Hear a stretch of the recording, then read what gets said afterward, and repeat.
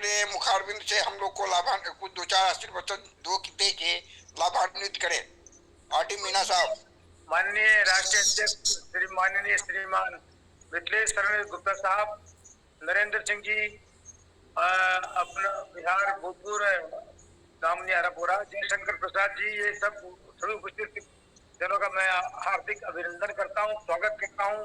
ये आपके साथ में मेरी पहली मीटिंग है। आपसे दो को बात हुई थी और साहब के विचार और साहब की जो अद्भुत जो स्ट्रेटेजी बनाई इन्होंने, ये मेरे को दिल को छू गई मेरे को। और इनके मार्गदर्शन में चल के, इनके नेतृत्व में रहकर और हम बहुत कुछ करना चाहते हैं, देश को बहुत कुछ देना चाहते हैं, अपराध मुक्त करने की दिशा के अंदर आगे बढ़ना चाहते हैं। तो मैंने कल ही बात करी है, होर्डिंग बनवा रहा हूँ, यहाँ पर 5-6 होर्डिंग बना रहा हूँ और साहब ने मेरे को जिम्मेदारी दी, राजस्थान के प्रभारी नियुक्त किया, इसके लिए मैं आभार प्रकट करता हूँ उनका। आप सभी को मैं विश्वास दिलाता हूँ कि जो मेरे को जिम्मेदारी दी है उसको मैं 100% पूर्ण करने के लिए मैं सदैव तत्पर रहूंगा और आपके सहयोग के कंधा से कंधा मिला के, मैं कदम से कदम मिला के और मैं चलने के लिए सदैव तत्पर हूँ।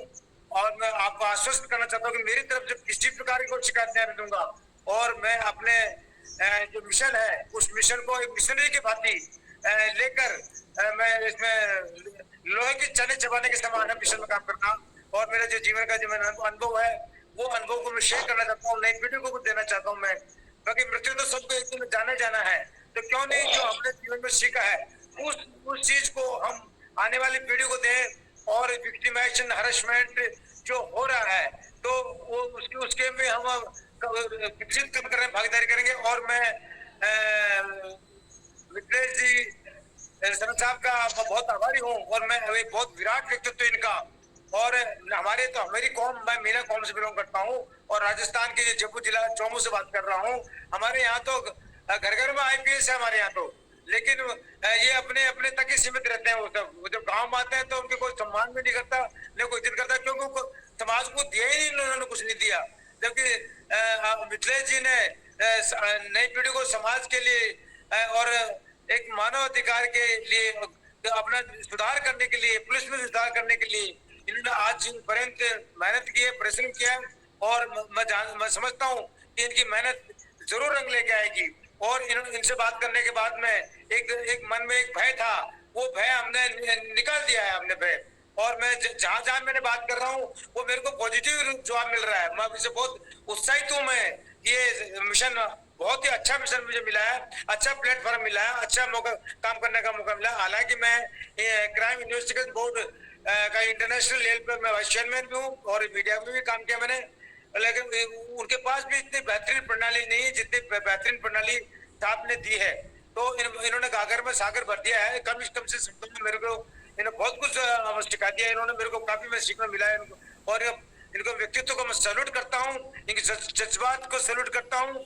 और हम राजस्थान का सभी अभी 33 जिले थे, अब 50 जिले हो गए, 10 संभाग हो गए। बहुत जल्दी 10 संभागों के संभाग अधिकारी हम नियुक्त करेंगे, राजस्थान के सभी जिलों का अध्यक्ष नियुक्त करेंगे और अध्यक्षों को निर्देश देंगे कि अपने सभी तहसील के हमारे लेवल पे अपना अपना ये मिशन पे काम करें। और जब जब लोगों को ये हमारे बताएंगे मिशन के बारे में, अभी मैंने देखा था, मैंने पढ़ा था, मैंने थोड़ा